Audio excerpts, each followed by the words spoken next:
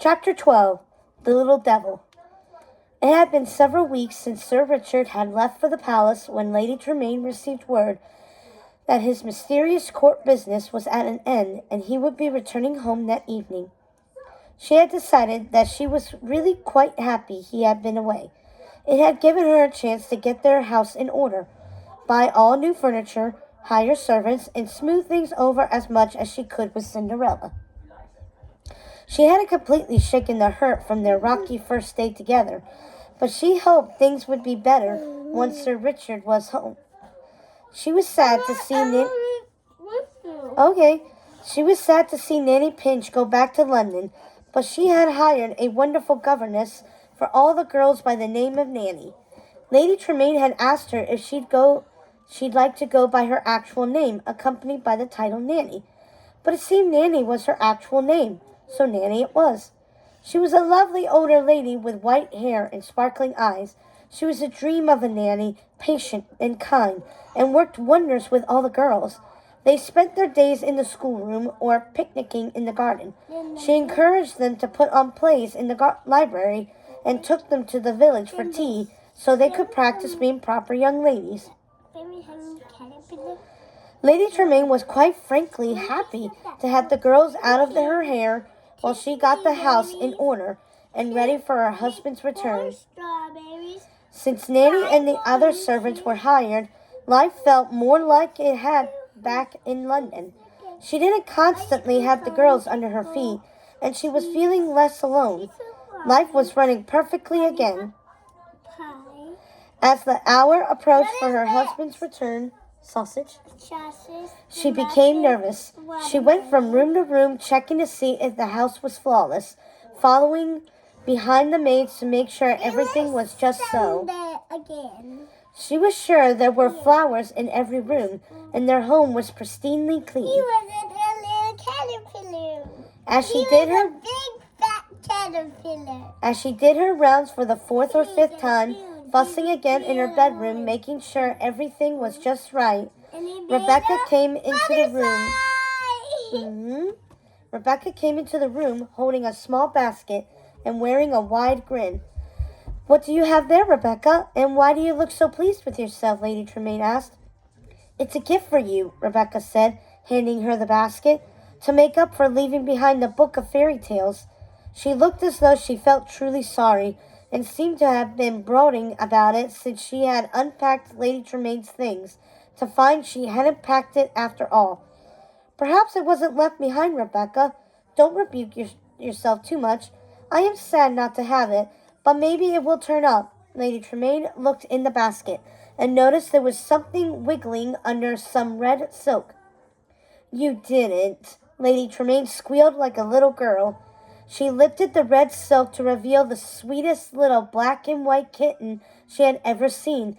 "You did! Oh, Rebecca, he is precious!" She took him out of the basket and held him up to get a better look at his adorable face. "Oh, my goodness, who are you? And look at his smart bow." He squirmed in her hands, and she placed him on the bed. "He is so cute, Rebecca, thank you."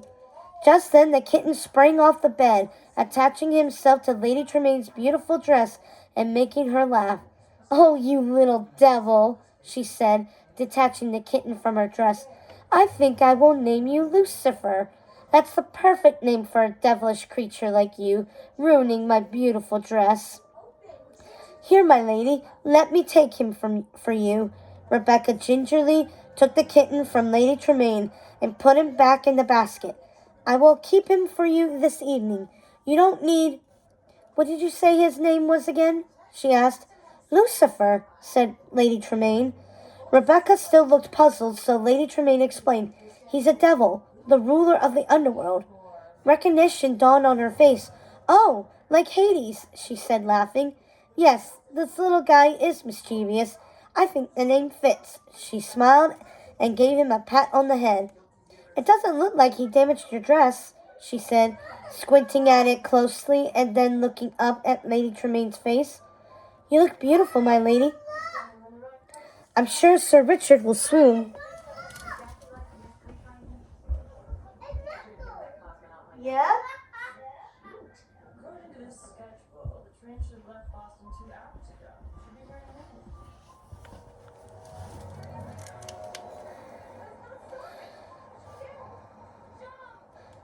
Oh, Rebecca added, my lady, you've forgotten your favorite brooch. She went to the vanity to fetch it for her. I don't feel like wearing it this evening, said Lady Tremaine. It reminded her of her late husband, and tonight she wanted to focus on the future. I assume you've been down to the kitchen a few times to make sure the cook has everything in hand? Asked Rebecca. Yes, I think she would have chased me out with a broom if she thought she could get away with it, Lady Tremaine said, making Rebecca laugh again. I checked in on the girls before I came up, Rebecca continued. I told Nanny I wanted them to have their dinner and baths early this evening. I thought it would be nice to have the girls in bed right after dinner so you and Sir Richard can enjoy the rest of your evening together alone.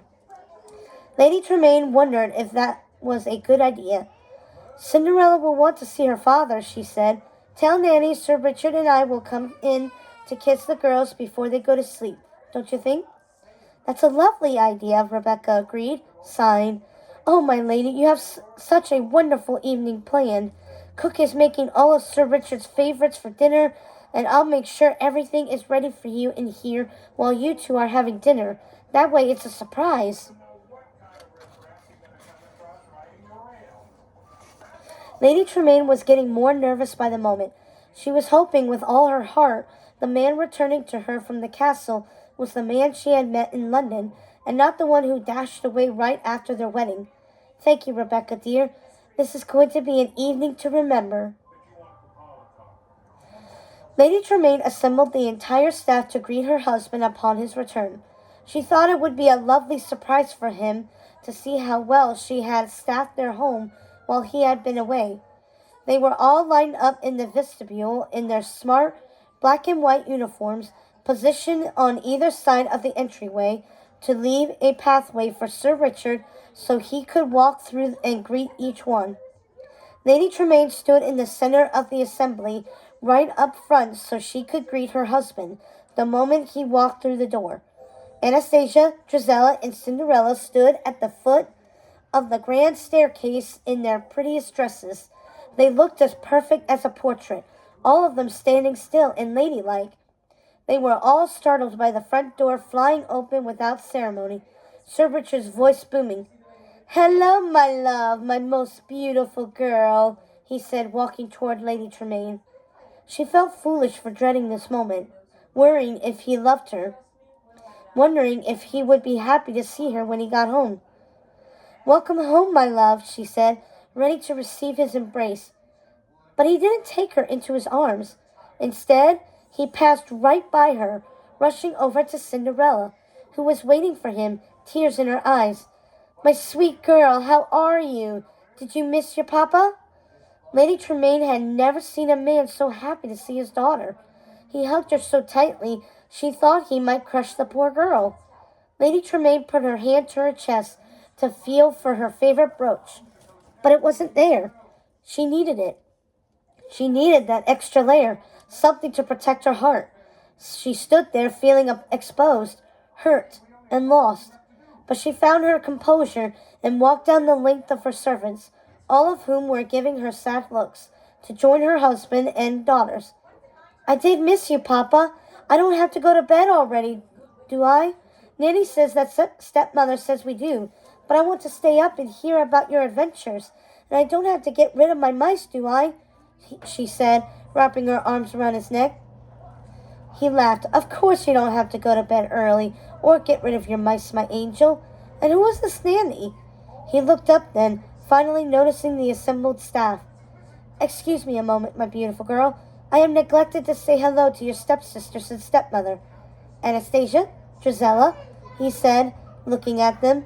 And my lady, may I speak with you in the other room? Lady Tremaine flinched. She wasn't sure what to expect. Did he want to be alone with her because he didn't feel comfortable showing affection in front of the servants? Could I say all my kitties? Yeah? Starting with wonder. All right. From the tone of his voice, it sounded like she was in for a scolding, though she couldn't fathom what would warrant it. Mommy? I will. Of course my husband, she said, narrowing her eyes at him while she followed him into his study. He took a seat behind his large antique desk, leaving her standing like she was a petulant schoolgirl, about to be reprimanded by her headmaster. Mommy. I love you. What is the meaning of this? Explain yourself. She blinked a few times, trying to figure out what he meant. Are you talking about the mice? I told her I'm sorry, Richard. I didn't realize they weren't like London mice. Then go ahead. Sir Richard shook his head as if shaking off a bad thought. Of course our mice are different from London mice. Did you say she couldn't have her mice? You're not to deny Cinderella anything she wants, do you understand? She's lost her mother. Lady Tremaine stayed silent. She understood his sentiment. She had felt the same way after her husband died. I'm not talking about the blasted mice anyway. What is the meaning of all these new things and hiring all this staff? Did I say you could do that? He asked. She reached again for her brooch. Okay, feeling like she needed it. I didn't think I required your permission, she said, finding her courage in her voice. Well, you do. She didn't understand why she was holding her tongue. She never would have with Lord Tremaine. Perhaps it was simply that she couldn't believe this was their first real conversation after they were married. Perhaps it was that she didn't want to start off his return on the wrong foot, like she had with Cinderella. I know you're used to being independent, spending your money as you will, but your overindulgence and extravagance have no place here, my lady. Your rank means nothing in the many kingdoms. I am the lord of this domain. Lady Tremaine shook her head. If it's a matter of expense, Sir Richard, let me assure you that the money I spent was entirely mine. Sir Richard scoffed. No, the money is mine. We are married now, and I will dictate how it's spent, he continued. To that end, where are all my wife's tasteful things that you have so thoughtlessly replaced with all this garish rubbish? Lady Tremaine lowered her eyes. She felt horrible. I love you, Mommy. I love you. She didn't think replacing their old things would upset him so much. It hadn't occurred to her that all the shabby furnishings held meaning. I'm sorry, Sir Richard. I donated them, she said. He slammed his fist on his desk. I'm not sure I can forgive this. You have really overstepped. He looked up at the portrait of his wife hanging over the fireplace, and his face softened. He looked sad, almost resigned. Well, there's nothing to be done about it now, he said, but you will let the staff go first thing tomorrow. And who will clean the house, make the meals, and care for the children, she asked, willing herself not to cry before him. She reached for her brooch again, and was again disappointed not to find herself wearing it. You will, he said. Now, if you'll excuse me, I want to spend some time with my daughter.